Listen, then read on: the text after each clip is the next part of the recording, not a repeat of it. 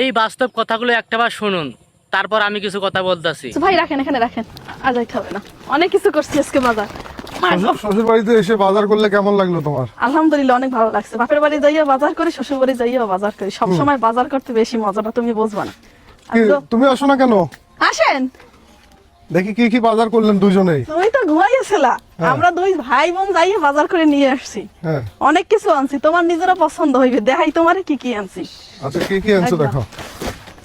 প্রথমেই দেখাই, এই যে দেখো গরুর গোছ। এখান থেকে কিন্তু ফ্রেশ গরুর গোছ আনছি। মই যেমন বরিশালে যাইয়া ফ্রেশ একবারে হাড্ডি ছাড়া গরুর গোছ নিয়ে আসি, আজকে ভাইরে নিয়ে গেছি, যাই কিছু ফ্রেশ গরুর গোছ দেন।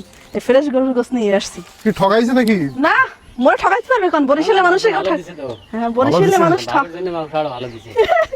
দেশি দেশি গরুর না? হ্যাঁ, তারপরে ইয়া রান্না করার জন্য রসুন নিয়ে আসে। এই রসুন দিয়ে গরুর গোছ দিয়ে রান্না কে করবে? রান্না করবে আপা। এই বাস্তব কথাগুলো একটাবার শুনুন, তারপর আমি কিছু কথা বলতেছি। তখন আমার মারাতে রান্না খাই। আমি এই শ্বশুর বাড়ি আইছি, এখন মোর ননদ যারা আছে তারা সব মানে মোর খেজমত করবে। তো তুমি এই জুতো পরে কি তুমি বাজারে গেছিলা?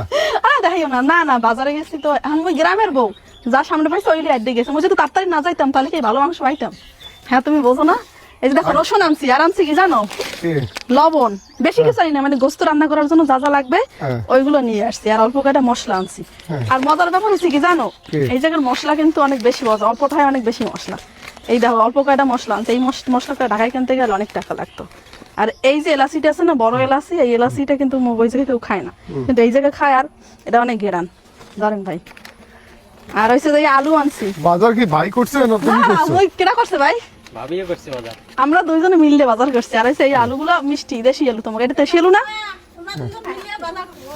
হ্যাঁ হ্যাঁ, আমরা দুইজন মিললে বাজার করছি।